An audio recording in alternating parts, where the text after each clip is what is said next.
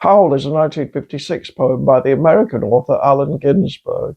It's often considered one of the founding texts of the so-called Beat generation of writers, along with Jack Kerouac's 1957 On the Road and William S Burroughs' 1959 Naked Lunch. But it wasn't the earliest significant Beat work.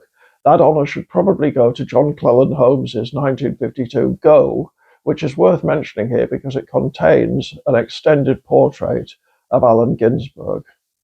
Ginsberg was born in 1926 to Jewish parents. His father was a teacher who hated T.S. Eliot for ruining poetry. His mother was Russian and a committed Marxist, although she also suffered from schizophrenia and made several attempts on her own life. He went to Columbia University in 1943, where he met Kerouac and Burroughs. After a brief spell in New York, he relocated to California, where he became a leading light in the San Francisco Renaissance of the 1950s.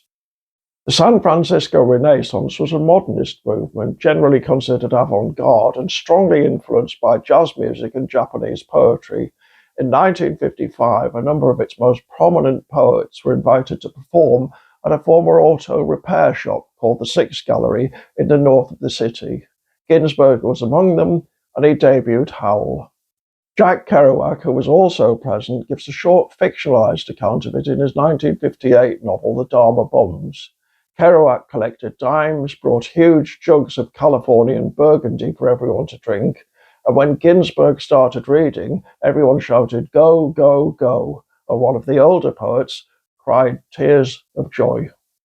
2 years later, in 1957, Howl was prosecuted for obscenity, which of course gave it a huge publicity boost and ultimately ensured Ginsberg's arrival as a literary celebrity.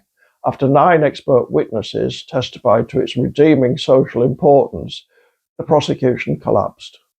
It's 112 lines long in 3 parts. Its opening lines are probably its most well-known and give a good idea of its subject matter and tone.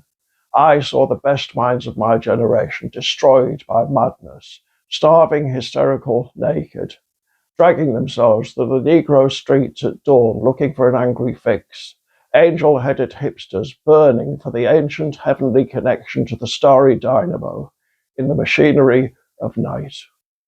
Part 1 is chiefly a description of the various sorts of radical outsiders in America.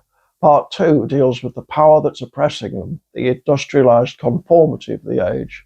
Part 3 constitutes what Ginsberg called a litany of affirmation of the Lamb in its glory.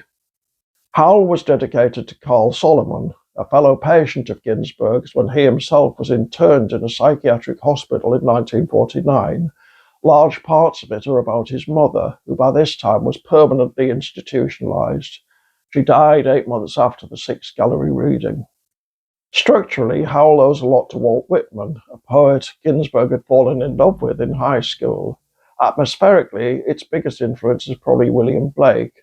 Ginsberg had experienced a mystical vision of Blake and God in 1948, and of course some parts were written under the influence of drugs.